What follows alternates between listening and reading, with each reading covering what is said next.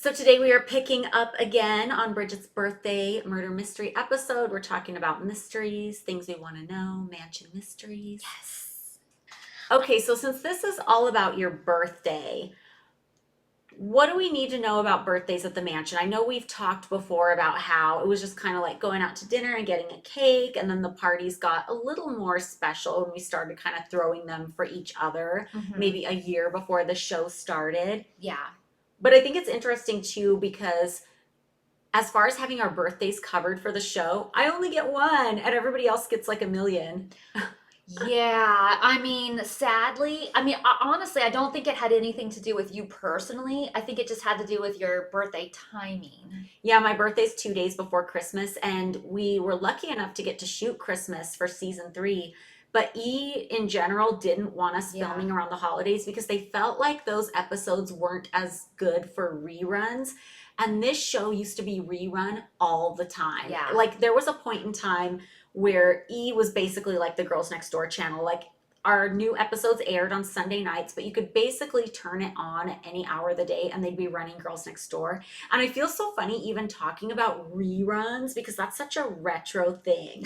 Like now you can just stream anything anytime. And I'm Yeah. sure if you were to turn on a regular cable TV channel, they might show reruns, but like we don't even talk about reruns anymore. You're right. But back in the day, that was a way a show could really get a following and become huge was all this rerunning. And I feel Mhm. like it was part of the reason Girls Next Door was as popular as it was is just on all the time on E. Well, there are still shows being rerun. Like Friends is still a rerun. Seinfeld is still on. Like on regular TV. Yeah. Mm. Yeah, like the regular channels at night. So Does Gen Z know the word rerun? I don't know. We need a Gen Z consultant who can let us know all my questions about what they know and what they don't. Yeah, it's definitely a bummer that you didn't get a bunch of birthdays because it was really fun and it's really fun to go all out, you know? Yeah, and it's a way you kind of feel like you get your moment on the show. Like, True. oh, this is one of my episodes. And I only got one. You got a couple. And then one of them, like in season 2, your birthday was filmed, but it wasn't framed as your birthday. It was kind of framed as like Halloween. It was when we did the hearse tour. Oh, right. Yeah, because I know I did the murder mystery party twice. Mm-hmm. And then that, but I can't remember if there was another one or not. I don't remember either. I just remember those 3. And Kendra definitely at least had 3. But there was a lot of preparation that went into the birthdays when we did start celebrating them. Yeah, for sure. And I think that where we left off on the last episode is kind of I think that they show this scene for 2 reasons. One, because they're showing me going to the salon to get ready for instead of going to the tennis tournament, and I think they do that for 2 reasons. Number one, I think they're trying to cover why I wasn't at the tennis tournament. And that's the other reason why I think it's really weird that Hef left without me on that, is because the show was also filming.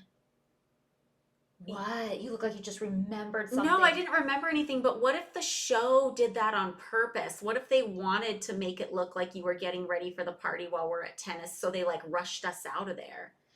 I don't think they would have known that ahead of time. That's true. And then they couldn't have prevented you from coming down later. Right. So never mind. Yeah, I don't think so. But then the second reason I also think that they filmed that and put that in there is I think they also wanted to compare and contrast the effort of getting ready for things. Oh, yeah, because they always try to make us look like we're doing it 3 different ways. Yeah. And this is like, you're doing the most to get ready, I'm doing the medium, and Kendra's doing the least. Yeah, totally. So I think that was in there for 2 reasons. Those 2 reasons. Okay, the next scene, they show the Playboy waters that you had made for me for my slumber party birthday party. Yeah, we still have those. Yeah. By the way, you guys, I want to mention at the end of this episode, we're going to have a short little Q&A of questions from you guys that I gathered off of Instagram. So, yeah, it shows the preparation for the party. It shows Kendra trying to get into her costume, and she's complaining about having to put work into it, like putting work into the costume. Fun fact, the woman modeling the costume on the package that Kendra holds up is a playmate. That is funny. Yeah. Another fun fact that I was gonna put out there too, the lamp that was in the auction book. If you guys listen to our moment, there's this lamp in the auction book, and they put a picture of Kendra next to like promote this lamp or to show that it was really at the mansion, and it's Kendra's bare butt. Yeah, it was really inappropriate. Like I don't my guess is going to be they didn't ask her if they could include that. Yeah, but regardless, they acted. I mean, you would think that that's the only picture they could find, and that's why they had to use it like that. But that lamp is totally in this scene too. Yeah, and that picture they used back then was also a Girls Next Door screen grab. So they could Right. have found like a clothed one. Yeah. So that's what I was just going to point out, that that lamp is in plenty of other scenes that they could have picked Yeah. from, not her bare butt staring at you. So Kendra's wearing a white flapper costume, and I thought it looked cute on her. So then it cuts to you in your room, and you're with your dogs getting ready.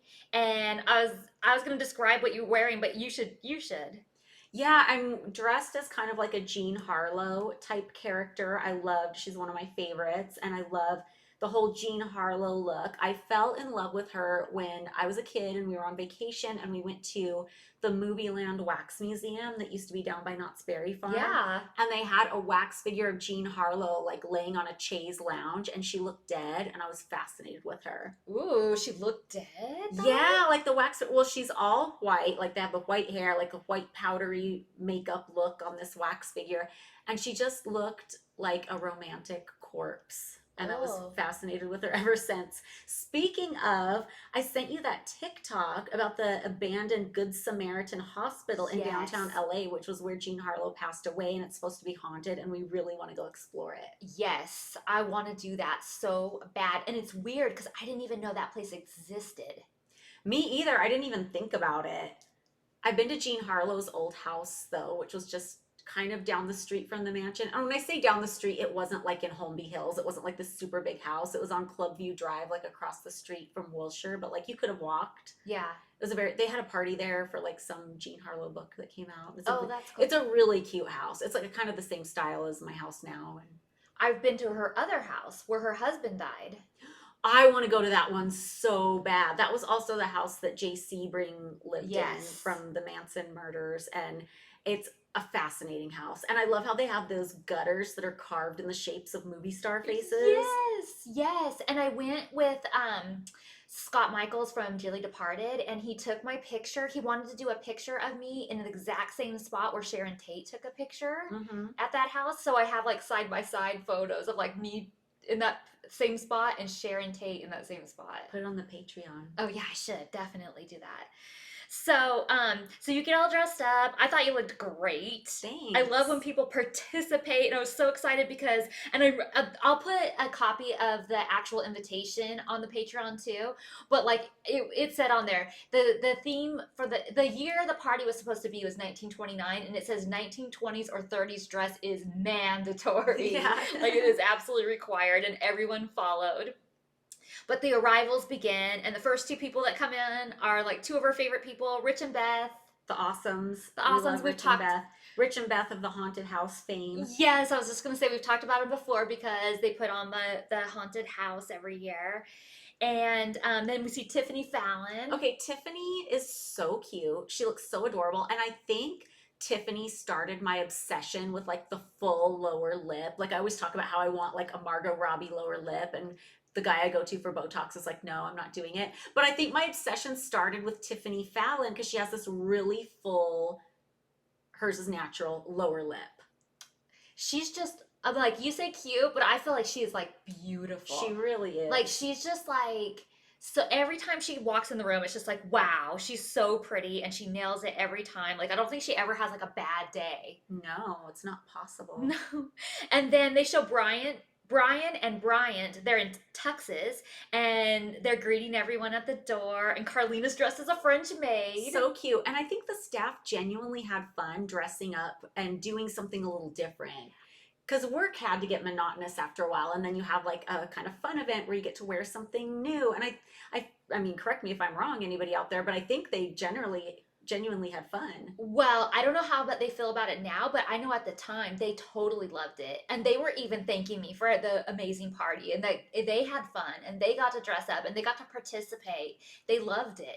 And they would come up with ideas themselves too. Like for my Marie Antoinette birthday party, one of them brought like white powdered wigs for everybody to wear. Like that wasn't my idea. That was something they did. And I thought that was so fun. Yeah, well, it's like I didn't tell Carlina to dress as a French maid. She Yeah. just decided to do that. So, and I thought she looked so cute. Like I was dying when I saw it again. And yeah, so I just think they were super. They even went and did this thing, like took lessons on what's called Butler Ballet. That was my next note. I was going to ask you, what is Butler Ballet? Well, I should have researched what it is exactly, but it's like a choreographed thing where they bring you your food and they take the lid off and they all do it at the same time and they all present the plate at the same moment. So everyone's getting served at the same time type of thing. Oh my gosh, that's fun. Yeah. So it's like, but it's a very choreographed move. A lot like the bunny dip. You're right. That's what I'm picturing. Yeah. Okay, so as everybody's walking in the door, they pass out an envelope to each guest, and this contains their identities, like their new identities because we kind of changed people's names a little bit, and their motivations for possibly wanting this butler dead. And so, I put mine up on the Patreon. I saved my card that has like my picture and like my whole backstory, my character backstory. oh, I have all mine too, so I'll post those Cool. as well.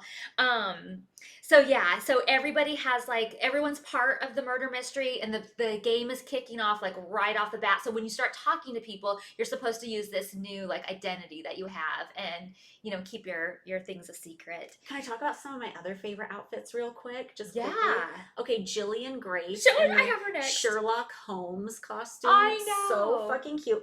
And Keith looked really good. He's dressed like very 1920s with his Argyle sweater vest. Yes. Just people really got into it and really like showed up.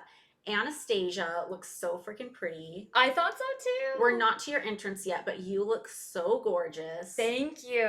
Mary and Captain Bob, they Oh my even got God, into it. Everybody looks so great. Eric Patricia. Yeah. I haven't Everybody. seen him in so long. I know. We need to like talk to him in real life. Where did he go? I talked to him not that long ago. He texted me. Oh my God, does he want to come on the pod?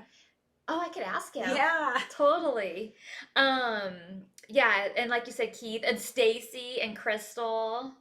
And my mom, my best friend from high school. Yeah, everybody really looked great. And then the next scene, it's not the next scene, but in that scene, Kendra comes down With a cigar. with a cigar, and then the dramatic music they play as I walk down. It was so dramatic, and it's like all kind of like fuzzy. Did you notice? It's like That's what I was going to ask. Did they have Vaseline on the lens when you made your entrance? I'm assuming they're trying to make it look dramatic and blurry and stuff, but I'm like, did somebody wipe some Vaseline on the lens? I was wondering too. I was like, why is it so blurry? Is It's this for dramatic crazy. effect? Yeah. Like, I guess maybe to make it look vintage or something, but it was very blurry. it was experimental. I think so. But yeah, it's dramatic and the dress. But I was so afraid of tripping down that dress coming down. I had to like lift it up and get Yeah. my feet out. I take a photo with Hef, and then all of a sudden the butlers call everyone to attention, and then the lights go out and a murder happens. And I love that DeAndre got to be the dead body. It's so fun that they Poor all get to DeAndre. participate. I know. Okay, so then the question is, who murdered the butler and why? And every single one of us there have a motive. Uh-oh. Dun dun dun. So then we start the scavenger hunt. Can I make another side note real Yeah. quick? I had actually arranged for there to be a soundtrack of like rain and thunder going on and lightning outside the windows in the dining room. Were you not allowed to use it because of sound? I don't know, but I was wondering, I don't notice it in any of the shots, and I'm wondering if like it got vetoed for some reason. I feel like Or- I remember it from real life, though. And then I'm like, wait, did I just do it for the second party and not the first one? Maybe it was the second party because I feel like I remember it happening and telling you that I thought that was like a really cool effect. Yeah, because I wanted it to feel like a dark and stormy night. Yeah, either you did it for the second one or it's just something that kind of got phased out of the show because I don't know. Yeah, but I thought it was so cool. It really added to the atmosphere. Yeah, I love that kind of stuff. So Hef yells out, dinner is served. And then he says something about, and I couldn't tell what he said exactly, but something about, we'll put the body where we usually put the body. That's unsettling. I know. But it was something like that. Like, I can't even make it out hardly, Oh but my God. it sounded something like that. Now, I think they told him to say that. Really? I think so. The murder mystery people or the show? The murder mystery people. Oh, because I assumed it was one of his like funny quips that just didn't work this time around. Well, it totally could have been too. I'm not sure. But I thought it was in the card they gave him and told him to say it. But you could be right. I don't know, unless there's don't- something we don't know, and it was a serious comment. Yeah. So then it has you kind of hosting, or not hosting, but like what's the word I'm looking for? Like Welcoming people, or no, like you doing the talk over of it. Why am I blanking on this? I'm narrating. Narrating, Yeah. jeez. Holly says there's like around 25 people at the party, and the acting troupe divided us up into different groups, and they show us in the dining room with like 3 large round tables in there, and I just have to say I really like that setup in there I'm hungry. right now. Yeah, because I thought of like what the food was. It was like Chinese chicken salad. Oh, I was gonna get into that because you guys, I seriously no, I'm pulling up Postmates. I went every detail on this party. Like, I researched what was popular to eat in 1929 Hollywood, and it was Chinese food was big at that time. So my whole menu is that kind of stuff. So I think there's like, I forget what's on it. I'll post I have the menu, so I'll post a picture of it, but it was like wontons and egg rolls and pot stickers for appetizers, and then the dinner itself, you had a choice between like Chinese chicken salad, kung pao chicken, or like sweet and sour or something. I don't know. There was like 3 or 4 choices. Do you want something from Chin Chin? Because I'm ordering a Chinese chicken salad. Oh my I'm craving gosh. one right now. I'm fascinated by just food trends. And I think when people talk about like pop culture and history and the progression of pop culture, food trends often get overlooked. You know what? I'll do that Chinese chicken salad too because it's been a long time. Wait, do you just get the medium? Yeah, I got a medium. Thanks. Yeah. Yeah, the food was really, really good. And like I said, I'll put up the menu on our Patreon because I have that. So they show the dining room. They cut to you and Hef's table. And I totally forgot this about Hef, but he's got a giant glass of milk sitting in front of him. Oh, yeah, he drank milk every day. It does a body good. Do you remember those milk commercials where like the mom's like, oh, drink your milk, and they're like, oh, I don't want to drink my milk, whatever, and then they said, your neighbor doesn't drink the milk, and they look outside and he's got the wheelbarrow or something and his arms fall off, and they're like, ah, and they're like down the milk. I don't remember that, but that is amazing. It's the funniest commercial. I love, love, love that commercial for Got Milk. It's so funny. Speaking of his milk glass, do you remember how they had to keep a special glass in the freezer? So every time they poured his milk, it would be in this perfectly frosted glass. Yes, I do. But I remember it now, but I completely forgot that he was like a milk drinker like that. Yeah. What are some of your favorite food trends, like from different eras? Oh my God, I don't know. Well, I love 2010's unicorn food, which was recent. You know how all of a sudden they're having like the rainbow bagels and like the unicorn yes. drink, like everything's super colorful. Yes. Love that. Never outgrew it. I'm still into it. I also love, and this isn't something like I would like to eat, but I love like pictures of gross food from the 70s.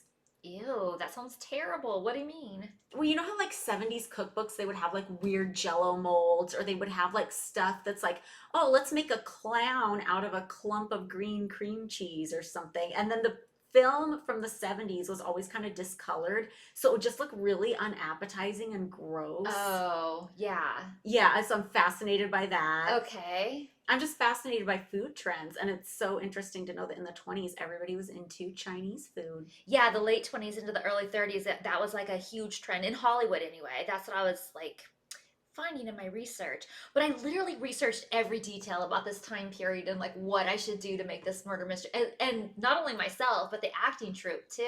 Like what makes it this time period? What makes it right now? I love it. It was good. Yeah, I don't think I pay attention to food trends, but now that you mentioned the rainbow thing, I do remember like all that kind of stuff happening because uh, my friend Lorene, she texted me and she's like, "There's this bakery in New York that does a rainbow The bagel, unicorn bagel. and we need to go get it." It's sensational. And then she said something about we can get them sent to us, yeah. and I was like, There's a place in Vegas that still does the unicorn bagel. It's funny. And that reminds me too, I finally saw the pink box in Vegas. I didn't see it physically, but I saw it on someone's Instagram, and it's the cutest shit ever. It is so cute, and anybody who hates it just isn't looking at Fremont Street. Anybody that hates it can't be a friend of mine. Nope. Bye. Bye. Okay. So our teams were broken up into different colors too. I was the pink team. It was my mom, my sister, my friend, and one of the actors. And I think each team had an actor in it. Mm-hmm. And mine we called like Dracula's Kiss or something like that. But your team was the blue team. So, which I promptly named Blue Balls because I'm obnoxious. And then everybody cheers to blue balls at your table. Yeah, I mean, it was a good name. And then this made me pause for a minute because Kendra's team was Team Yellow. And then all of a sudden she comes up with this amazing name, Blonde Mafia. But that's your t-shirt line that was already in existence. Right, but they act like, and she acts like at this moment that she just got Dawned blessed. on her. Yes, that's exactly what I have. That somehow this amazing idea just dawned on her and she just came up with it right then and there on the spot. Which I was like, wait, I was sort of blown away. I didn't remember that, and I was blown away by it when I rewatched it. That's and funny. her team consisted of Mary, Captain Bob. So your new persona was Holly Harlow, Yeah. a 1930s harlot. Kendra. Wait, Starlet. Oh wait, Starlet. I mean, I'll take the other one too, but A starlet, sorry. And Kendra was the first female boxer, and my character was just the innocent birthday girl. Or was I? or were you? And I am the new girlfriend of Lord Heffington, which was Hef's persona. And he is throwing me this big birthday party. And Hef has this fake mustache on. It's so funny. I thought he did a good job drawing it though. Yeah, and you say in commentary that he used your eyeliner and drew it on. And you said he looks like Clark Gable with it on. Then the first clue was given out and the scavenger hunt began. And before we even get into the scavenger hunt, what they don't show is that there was like this whole cocktail reception that happened, and that's time like Did we eat and then get the clues? I can't really tell by the way the show was cut. I don't think so. I think we did the cocktail reception, and then I think we were given clues, and then I think we ran out and did the thing, and then I think we came back in and ate later.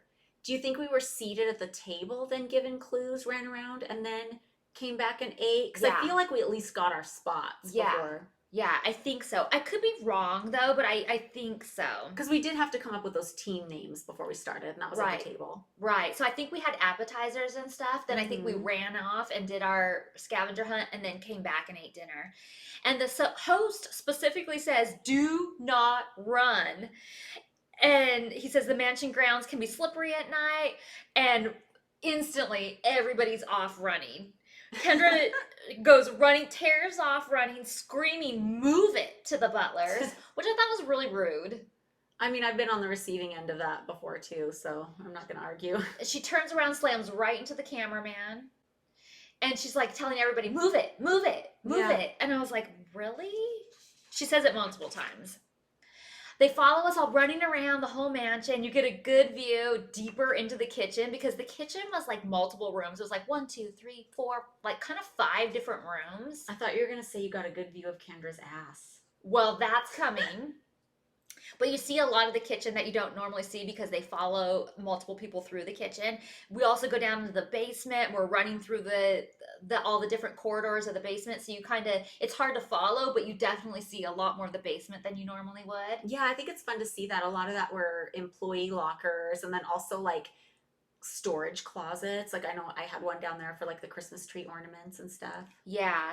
And then it shows us running through the gardens and like literally running right through the plants and down into the gym, the grotto, the game house, the tennis court. We were out there through the pet cemetery, just like all over the place. And it shows Hef and your team being super slow. Yeah, somebody asked me if they thought Hef was annoyed at having to run around, and I don't think so. I think he was genuinely so into that party. Yeah. And we were running, but also like keeping in mind that we had to like slow down a little bit for him. So I think we did a good balance. Yeah. He just doesn't have the ability. He has a bad back and he just doesn't have the ability to go running around the mountain. Yeah. Like that. And I think that the same was true of probably Kendra's team with Captain Bob and Mary.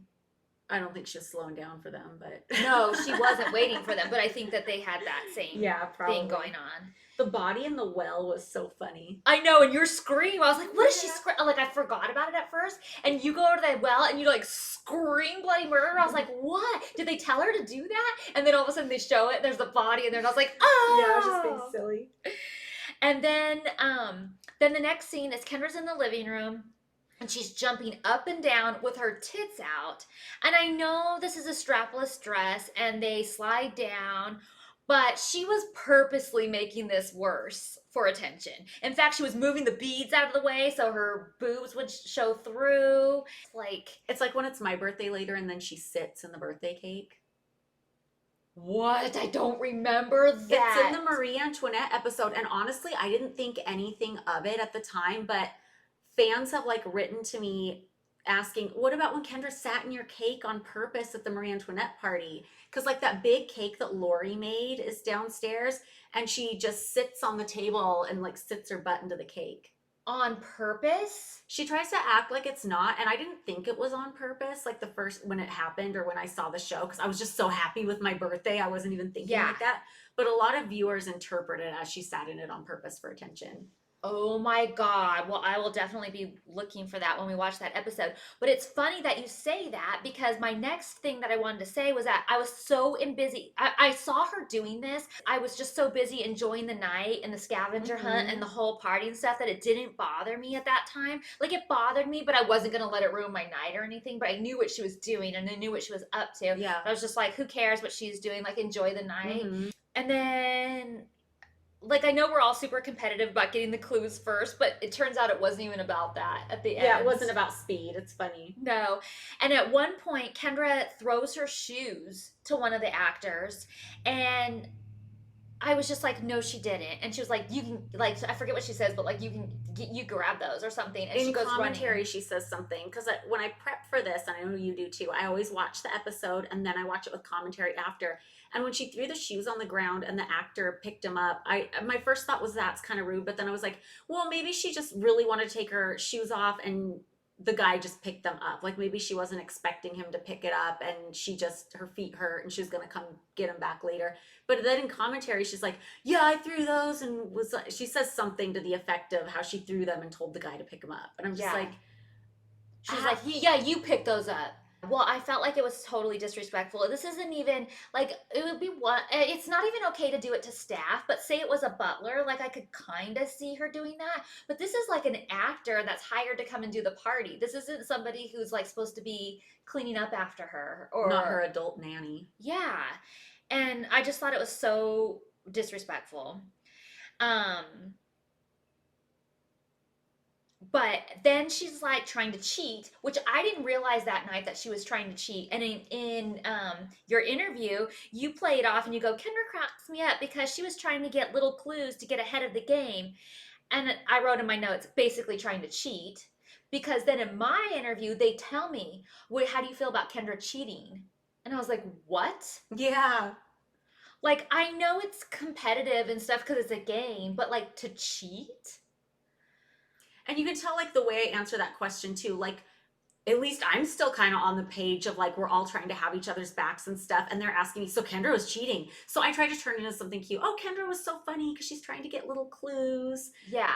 But not everybody's still on that same teamwork page. No, because you're trying to be nice and be a team player and be like, I'm not going to sell anybody out, even if she was trying to cheat.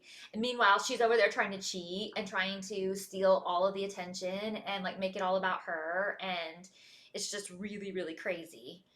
And then the butlers tell her that it's Archie, the dog, that did it. And Kendra runs out and she tells Mary it's Archie. And I love how Mary looks at her and goes, Archie? The dog? Yeah, I know. Archie looks really cute in the shots. I was just gonna say, so all the cute. shots implicating him though are very cute. Poor Archie. He is guilty of farting all the time though. Yeah. That might kill a few people. And then an actor comes up to me and he hands me a gun and he tells me to hide it. And he said there's gonna be a 4-way gun shoot.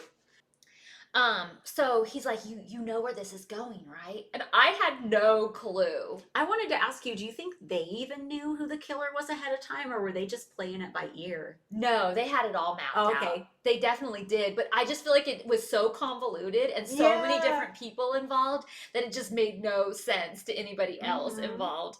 Because he was like, you know where this is going, right? And I was like, no, I have no idea. And then I even blow it because, well, first he tells me that lady over there, which was another actor, she's gonna want your help, but you're gonna tell her you hate her because she badmouthed Gizmo. I know, I love it how they give you like the most juvenile reason for murdering somebody anybody could possibly.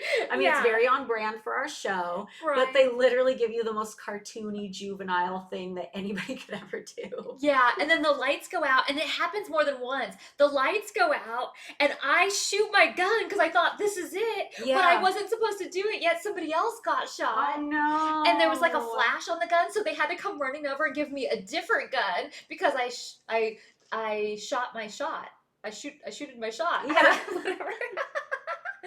And anyway, then the lights go out again, the gunshots erupt, and we find out who the killer is. But I'm sad because they don't show they shoot me at the end too, and I have a death scene that I thought was so good, and they don't show it. Oh, they must just not have wanted you to end up dead. You had to be like the victor. Maybe. But it turns out that I'm the guilty party, and yeah, I know, spoiler alert, but I did it. And yeah, I have photos of my death though. Oh, good. Yeah, so I'll put one of those on our Patreon. But I didn't do it alone. I had accomplices. So that's why there's like a 4-way gun shoot. And it's all like, I can't even tell you how the story went still. Yeah, I don't know. But it's all very messed up. And then you say that you were bummed because you wanted to be the murderer. Yeah, I would have had fun in that role. Yeah. Well, but the thing is, you don't even know you're the murderer until it's done. That's what I didn't realize about murder mystery parties, and I don't know if they're all done that way, but I would have assumed that whoever the murderer was would have known the whole time. I thought so too. Do they not trust us to keep a secret? I guess not. But I was so happy, and I don't think they really show this moment because Hef came over to me and he told me, and he always told us that we looked beautiful or, you know, we're dressed really nice or whatever. But on this night, he like came over to me and he was like, you look stunning. And it was like very genuine. Yeah. It felt very much more loving and like real than normal. Not just like, oh, you all girls look great. You know, this was like a very personal compliment to me. And he also wanted to tell me that he was very surprised at what a wonderful party it was and how much fun he was personally having. I think it's interesting they chose not to show that because I feel like if that would have happened with me, they would have shown it because they always wanted to show like the romantic side. And I think if it happened for Kendra, they would have shown it just because they favored her. That's interesting. I never thought about that. Yeah, it's weird. I'm curious why they didn't show it because it was always a very special moment to me. Like it felt very sincere and very real and very loving.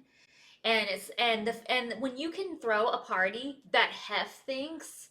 That's what I was going to say. I think he genuinely loved that party and had a good time. I mean, we do another one like 2 years down the road, so that's proof positive. but it's so rare to like come up with a fun new idea that he's actually into. Yeah. Like this was like a rare jackpot moment for something Yeah, like that. exactly. And that's how I felt. Like I really Mhm. just felt like I won the lottery that Yeah. night, like with it. And that's the reason I do another one. Not only did I have a good time, but Mhm. people were talking about the party Yeah, for it a was long so time. fun. Everyone genuinely had a good time, from the staff to Yeah. the guests to Hef, my family. Everybody loved it. Even the people putting it on loved Mhm. it. So that was just like a really sweet moment and something that I really remember fondly. And I say what I wanted for my birthday was an amazing, unique, and fun party that everybody would be talking about. And I truly got exactly that. Yeah, it was so good. And so, one thing I am disappointed in though, they didn't show the party cake because and this is so weird because I remember what the cake was, but there is no photo of it, which blows me away. It blows me away too because there were staff taking pictures of like every, event like that I mean, there was somebody, like, I have pictures from that night, and usually they would focus in on the food if there was something interesting. And the show too, but the show cuts off right at the like end of the murder mystery party. Like it doesn't show the cake cutting or anything like that. And don't be confused because there is a cake cutting coming up, but that is the sheet cake that happens on Sunday night. There was an actual birthday cake on Thursday night for this murder mystery party, and it's this cake that's really well known in the Los Angeles farmers market, that ever since I moved to LA, I wanted this cake. And it was called the Drunken Elephant Cake, and it was this cake, and it was tiered, and it had a bottle of champagne stuck in it, and it had all these drunken elephants all over it. Like pink elephants. Yeah, pink elephants, and they're all drunk and they're all sloppy and stuff, and I wanted that cake so bad. And it was something that supposedly was a popular thing to, like, the drunk elephant thing. Pink drunk elephants were like a thing in the 1920s, 1930s. So it was like this vintage cake style thing. And I'm like, I have to have that cake. And I can't remember, sort of. I found another picture from the actual bakery, but I can't remember if I had the farmer's market bakery make it or if the mansion bakery or the mansion people made it for me. My memory is that Lori replicated it for That's you. what I think too, because mine, I found a picture of the one in the farmer's market, but it's from the 70s. It's not really the same style. Mhm. It's the same kind of cake and it's Yeah. the same bakery, but they changed the style. Like in the 2000s when I was there, Yeah. it was a little bit not as chaotic as Mhm. it was in the 70s. But I do have a picture that I'll post on the Patreon of what that cake looked like because it was so cute and so like weird. And my sister remembers it because she's like, I remember you like talking about this drunken elephant cake, and she was like totally lost on why that would be a thing or why I Oh, would that's want so that. funny. But she was like, okay. But she remembers it, but it just It's so weird we don't have a picture of it. Like, I get it why the show didn't want to show it because they want the climax to be your other birthday cake, so they don't want dual birthday cakes. right. But like, why don't we have a still picture of it? That's just weird. Exactly. Like, it seems like the type of thing where you and I would be like, oh, let's take a picture with the cake because the Uh-huh. cake is so cute. Yeah, and it's not in the back of any of the video that I can see. Like I was like looking in the background for it. It's not in the background of any photos, but my sister remembers it. I totally remember it. I want to ask Lori if she remembers it because she was the pastry We need to chef. find Lori because we have some questions. I for follow Lori. her on Instagram and I like all her photos all the time. She Did has you accepted DM me. her? I DM'd her a long time ago asking her if she would do an interview with us, Uh-huh. and she never responded. Oh, weird. So I don't know. But just so you guys know, I don't think the term for like drunk elephants is used anymore, but it was a thing, and it originated because supposedly, elephants do not have the enzyme that people do that metabolizes alcohol, and people said that they would eat fermented fruit off the ground and it would make them drunk. Elephants are getting lit. Yeah, but I don't know. And then I heard that that was a myth and that didn't really happen. So that's why I'm like, this is just all supposed or alleged. I need to know. It reminds me of pink elephants on parade from Dumbo. Yeah. Okay, so then the birthday's over. Did you know the Dumbo ride in Disneyland, the initial concept for it was supposed to be pink elephants flying around? No. Yeah. Cute. Yeah. I don't know why, but I always think of elephants as pink, even though I know they're gray. Well, it would be magical if they were. I know, but I think of them that way. Speaking of cakes. Yes. So Sunday night rolls around, the tennis tournament is over, and they brought out another cake because they always do this. Like, it's not me like going, oh, today's my birthday, we have to celebrate today too. Hef always does this on the day of the birthday, brings out a sheet cake, and it just happened to be on a Sunday night, so after a movie. But let me just tell you guys too, we also watched a really sad movie that night. It was called Just Like Heaven with Reese Witherspoon, and I had to Wikipedia the plot Me to even too. remember it. Like, it sounds like a cute movie, but clearly forgettable because we didn't remember. But when I read the plot, I kind of remembered it. It's about like a woman in a coma, and her ghost like meets a guy in real life, and then when she comes out of the coma, they're together. Yeah, but it's like kind of a, for me, that's like a tearjerker type of movie because it's like a love story and Yeah, that kind of thing. paranormal love story. So I'll get into all that crying in a bit, but the cake, you drew the photo for it, and it's the French maid holding a bloody knife, and Hef's the detective, and Gizmo and Wednesday are on Yeah. it, and it's so cute. And I know we've talked about it before, but for the movies, Holly used to draw these super cute photos, or not photos, but super cute drawings. Cartoons. It was always like a sexual interpretation of whatever the movie title was. But they were really cute, and I always felt really honored when she did one with me in it. I was like, oh my god, I need that. And so I loved it when she did the cake drawings, because before that, or most of the time, it's a picture of Hef and the girl. Yeah. Somebody's asked me about this before too. Why is Hef always in the birthday picture on the cakes? Because it always has to be about him. Even when Mary, they had a funeral service for Mary. I shouldn't laugh, but they had a funeral service for Mary after she passed at the mansion, which I wasn't able to go to because it was like the week I was having Rainbow. And I guess on the program, he put a picture of himself and Mary, which I know coming from him, that's a huge compliment, but it just seems kind of funny from an outsider. Like, why wouldn't it be a picture of just Mary or Mary and her partner, Captain Bob? It seems weird to put a picture of yourself. No, I was there, and I have the little memory thing from her funeral. That and would be he like is on there. that would be like if I threw your funeral and put a picture of us on the cover. Like, that'd be freaking weird. Wouldn't it? I mean, Like, it should either be just you or you and Nick. Don't you think? You guys, funeral etiquette, let us know. yeah. I mean, I think that when you're remembering somebody, it should just be that person, probably. I know it was coming from a good place with him. Like, he was probably very sentimental picking out that photo, but from an outsider's perspective, it's like, what? This isn't about you, bro. But on that same note, every birthday cake is a picture of him and the girl. Yeah. Like, it'd be him and Kendra, or you and him and stuff. I think it's more appropriate for the cake, though, because that was supposed to be, like, romantic, I think. I think so too. But the funeral was odd. The funeral is odd, for sure. So it shows. Off the record, I can picture Mary is cackling right now. Like, I always picture, like, when you talk about, say something funny about Kevin, I can picture him cackling. I can picture Mary cackling right now. So it shows the butler's pantry, and Bryant is putting the candles on the cake, and Thora Birch's brother is there, Bolt. Yeah. And he asks, how old is she now? And Bryant says, a gentleman never tells. Or asks. Oh my God. Bryant was funny. Yeah. And so the Sunday movie's over, and they bring the cake into the living room.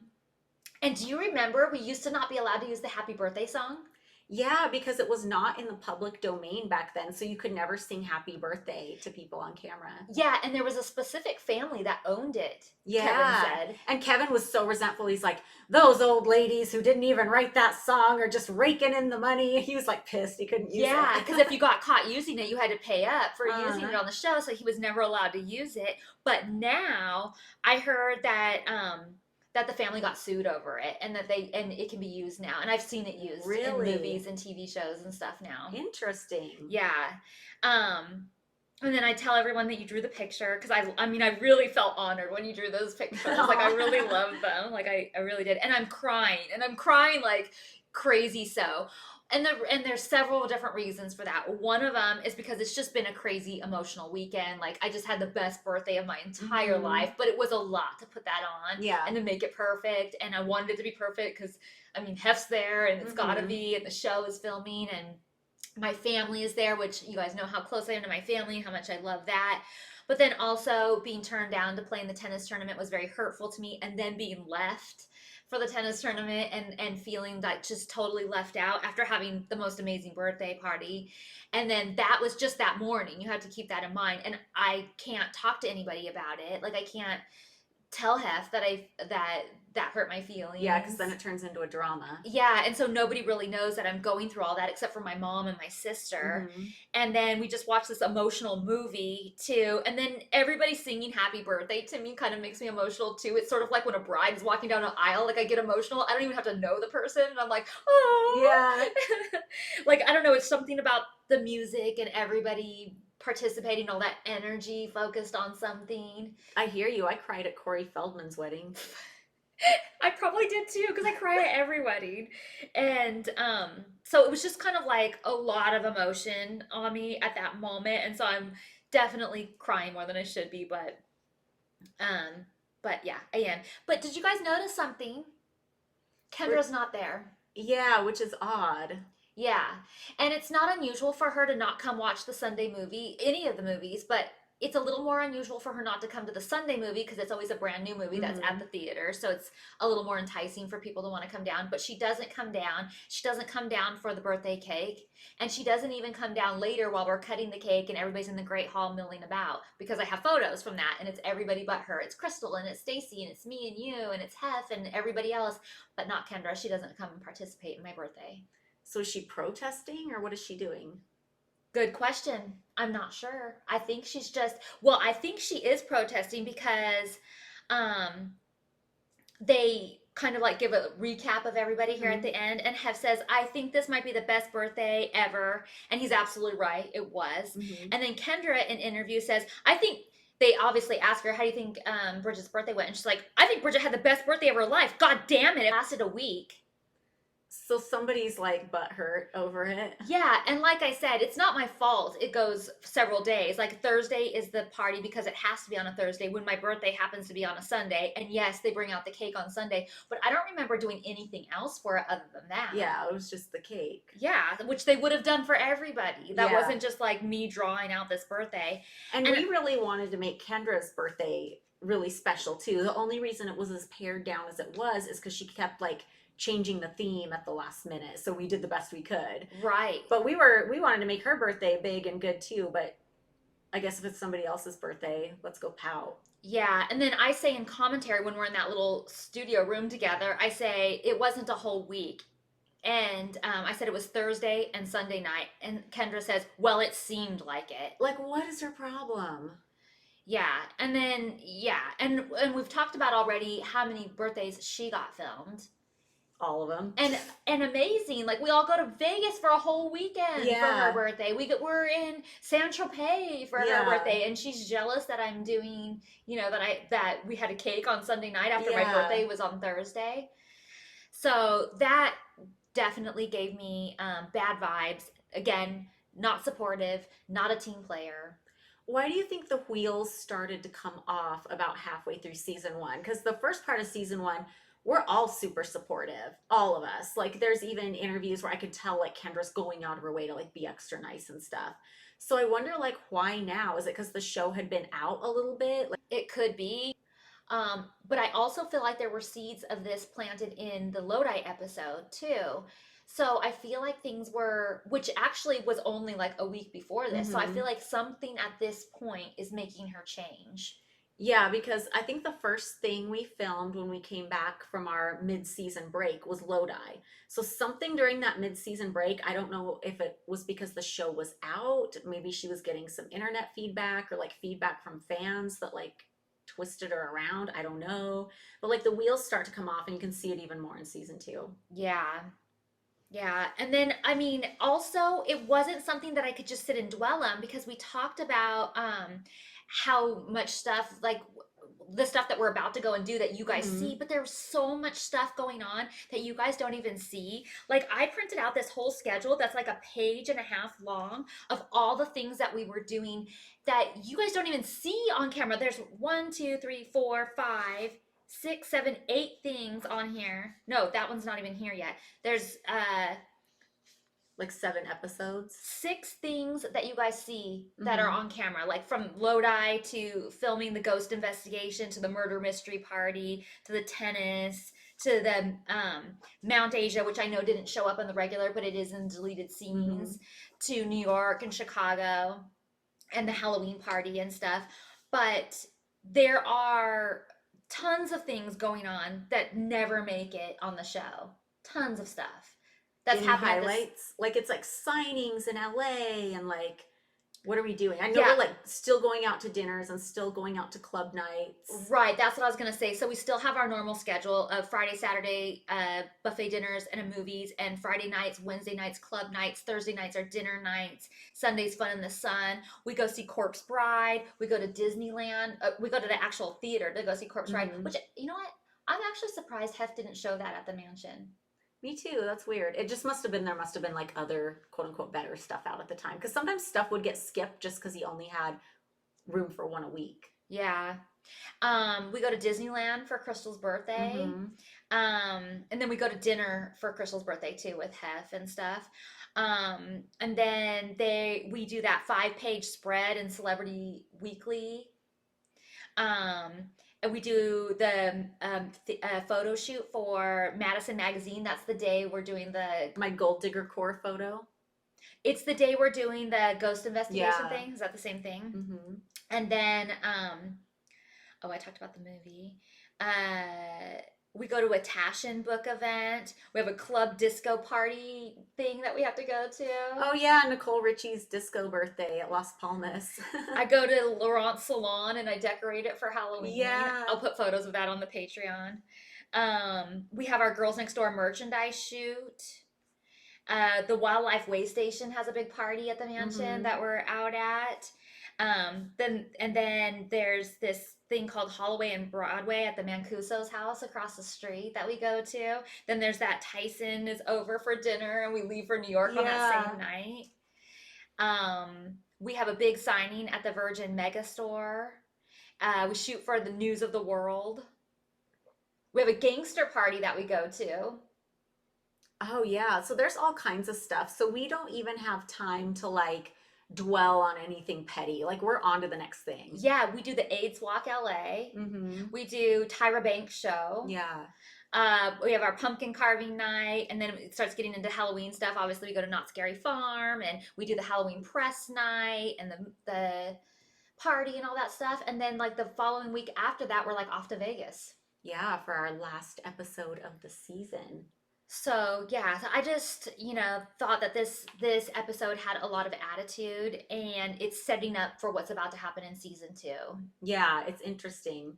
And from our perspective, it just felt like attitude that was coming out of nowhere. Like why? Yeah, and it's gonna get a lot worse, and I question even more why in this next season. So I have a few questions from you guys, yeah. a little Q&A. Yeah. So the first one, and I think I know the answer to this, but Bridget, was Hef mean to you because you wore red lipstick? Did I wear red lipstick? I think so. Oh, on the party? Yeah. No, not at all. Yeah, he, didn't like red lipstick. And I was told that when I first moved in by one of the other girls. And I thought that was so weird because he's always so into like the old Hollywood look. Yeah. And I wore red lipstick anyway out to the club. He didn't say anything because I was the new girl. So he's still treating me, great. But then, of course, once I was the main girlfriend, like I dared wear red lipstick and he freaked out. So it was a manipulation tactic. Like maybe he didn't really like it, but he wasn't going to freak out on everybody who wore red lipstick. Yeah, I actually felt like it was quite the contrary. Like he came up and we had a very special moment of him telling me how beautiful he thought I looked that night. That being said, I personally don't like myself in red lipstick, so I usually try and stay away from it or wear a shade that's not really red. I have to look again and see, because I usually hate myself in red lipstick. Yeah. Well, he would compliment Kendra when she wore red lipstick too. Right. But for me, it was like, he told me I looked old, hard, and cheap. And I just remember that hurt my feelings so much at the time. Of course. But now looking back, and I've told this story a million times, and it only just now occurred to me, the irony of a literal 80-year-old man telling a 23-year-old girl she looks old. Oh my God. Oh my God. Yeah. Talk about some gender disparity and some unfair beauty standards. Give me a fucking break. Right. Next question. Did Keith ever have multiple girls like Hef? Did Hef ever give him girls? Ew. I only saw Keith with one girl at a time. Yeah, I don't know Keith's dating history, but I think he usually only dated one girl at a time. And Hef never gave him girls. It was always very much understood at the mansion amongst Hef's friends that they did not go near anybody who was like, quote unquote, Hef's girl. Yeah, that was a strict rule. Strict rule. Anybody that came to the mansion was told that right off the bat. Like they weren't allowed to even barely talk to us. I mean, Keith could talk to us and Ray could talk to us, but like new people, new guys that came to the mansion, they could not talk to us. Yeah, for sure. Did you ever see anyone on the staff rage quit? I don't think so. Not that I could think of. I don't think so either. Like it might have happened, but I didn't hear about it. The only odd time I can think of when something like that happened is I was in the vanity and all of a sudden I heard an explosion, like a bomb went off. And I was like, what? And what happened was a butler was outside playing ball with one of the dogs and accidentally hurled a tennis ball into the vanity window and shattered it. Oh my God. And next thing I knew, that butler was gone. And I asked somebody about it and I go, what was that all about? And they go, I don't really know, but he might have had to have been let go because sometimes companies have a rule where like if an employee causes a certain amount of damage, whether it was purposeful or accidental, they're automatically fired. Wow. I don't know if that was the case, but another staff member was speculating that that might have happened. Well, I feel like for a tennis ball to hit the vanity window, that was purposeful. It sounds like it would be, but I mean, how uncareful would you have to be? But he was out there like throwing the ball and like hitting it with a tennis racket for Archie to go catch. And I think it just got out of control. It wasn't like he hurled it like a baseball. Oh, because I was like, you would have to be turned toward the mansion, like aiming at that window. Yeah, I think it was just careless. Well, that's too bad then. I mean, I hope it wasn't purposeful. I feel attacked. Somebody asked, what did Barbie Benton's husband think of her relationship with Hef, meaning the guy she married after she was with Hef? I don't know. I have no idea, but I feel like he probably thought it was cool that she was with Hef. I get that impression. I mean, he's been to the mansion before too, and we've met him before, and he was there. Yeah, he definitely didn't seem weird about it. Like, no. I have no idea what their relationship is like behind closed doors. But I remember Hef told me a story about how that guy was interviewed once before he met Barbie. I don't know how Hef knew about this. Maybe Barbie told him. But that guy was interviewed, and he goes, I'm just looking for a girl like Barbie Benton. Oh, and wow. Then they got manifested. Yeah. Manifestation Nation. But some guys think it's cool when somebody was like with Hef. Like a lot of guys don't. A lot of guys get really jealous and weird about it. Yeah. Some guys are neutral about it. But some guys like think it's cool. Right. Yeah. No, I know what you mean. Did you ever feel pressure? Oh, this is a weird question. I had to read it because it's so weird. Did you ever feel pressure to take things in order to not use the restroom? I don't know what that means. Take things in order to not use the restroom? Like take something to like make you constipated so you don't shit? I don't know what that means. Oh. What? I heard of the opposite. Like there were some trigger warning eating disorders going on at the mansion. Yeah. People would take laxatives, but I've never heard about anybody taking something so they don't use the restroom. I don't know what that means. That was probably a prank question. Wait, why would you want to do that? I mean, we were always so worried about a flat stomach and like you gotta be regular with that stuff. It was usually the opposite. Do they mean like on the trips? Like, oh, we're sharing a bathroom or something? Because there was always plenty of bathrooms. Yeah. And I don't think I ever felt weird about that. Or like on the plane or something, or at a party. I don't know what they mean.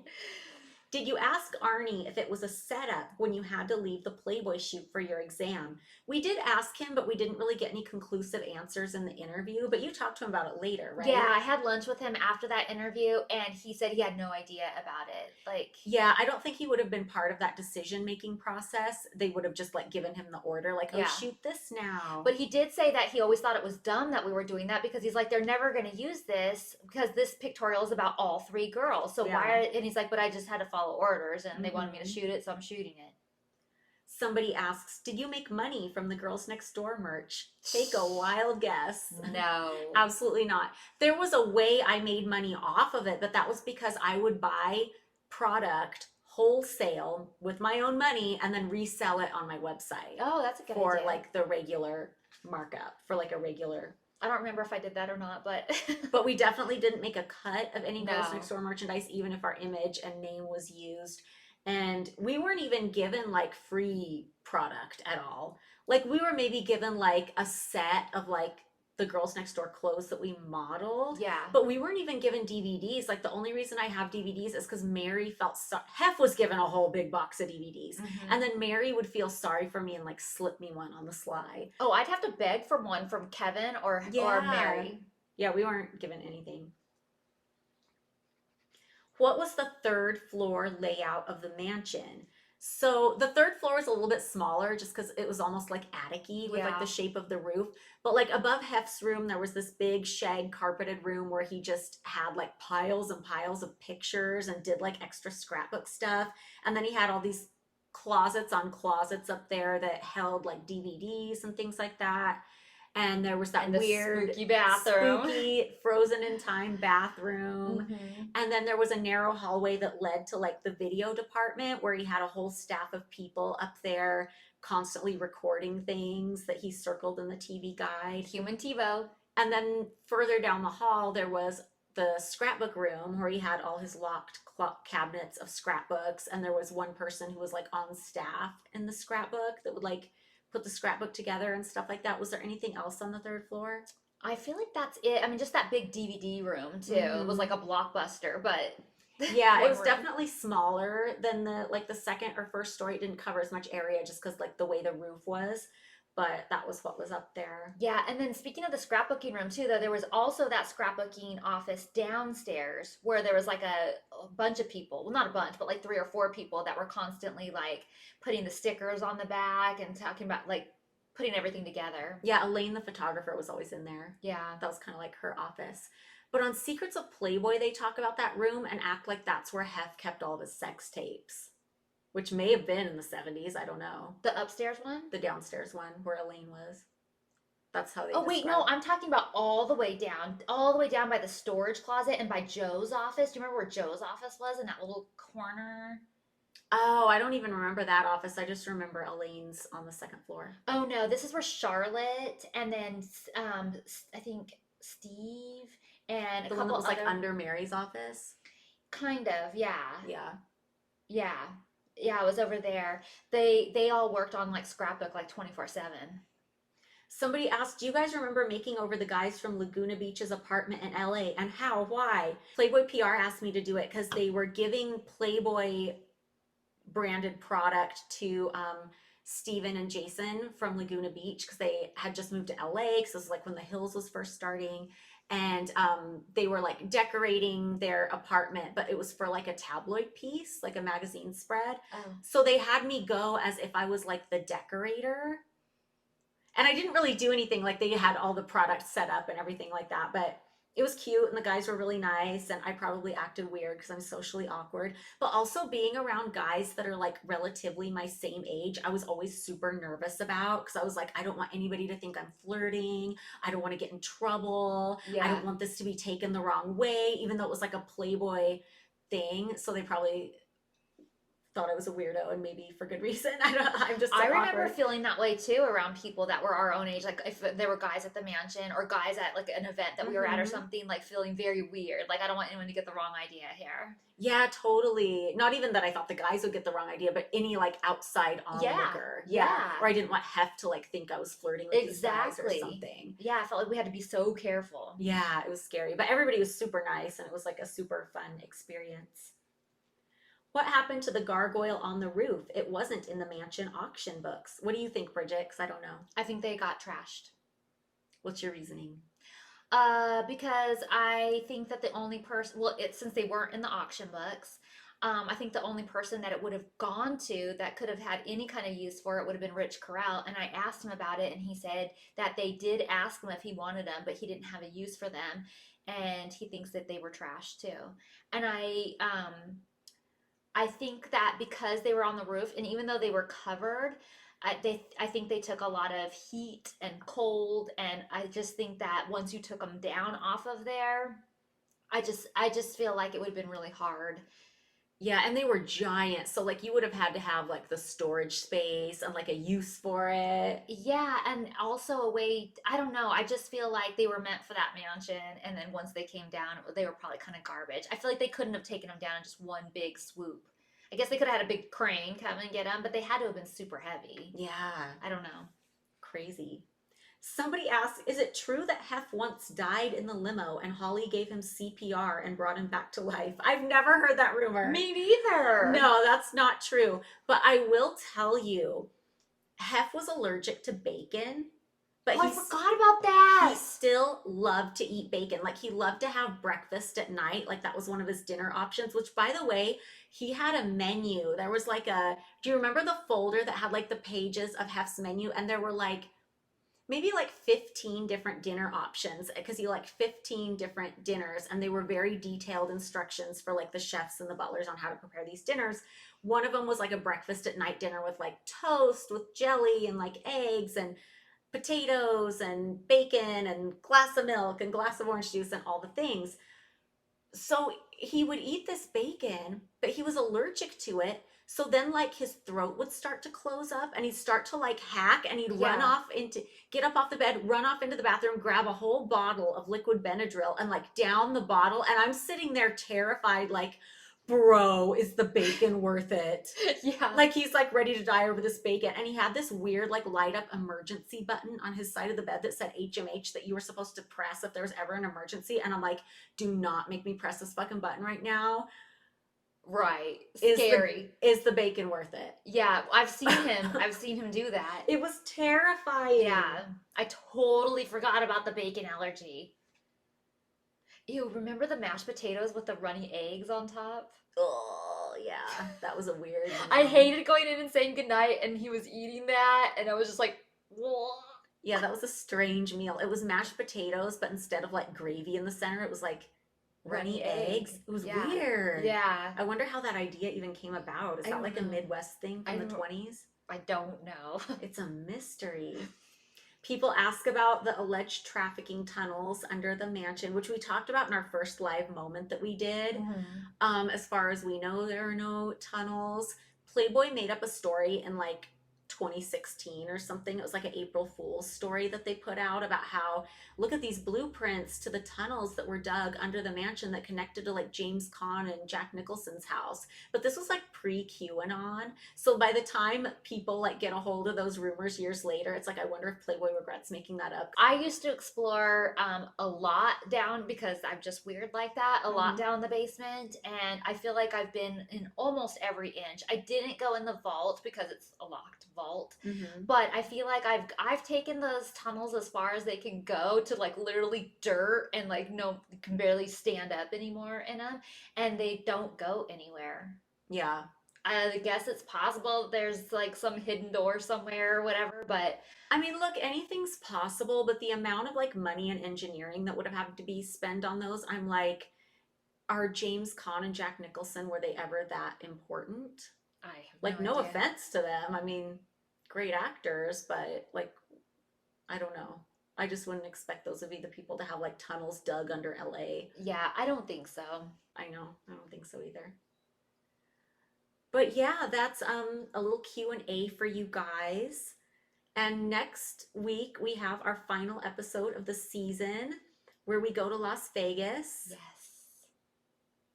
I don't even remember this Vegas trip that much. So I'm like, I remember it because back when we did this show, this was my favorite episode of the season because it was the first time I felt like I got to do something by myself and have like an episode. that part I remember, but I don't remember like details of this. So this is going to be interesting to rewatch. Yeah, for sure. So if you guys would like more content, feel free to check out our Patreon at patreon.com/girlsnextlevel, and we will see you guys next week. Bye, guys.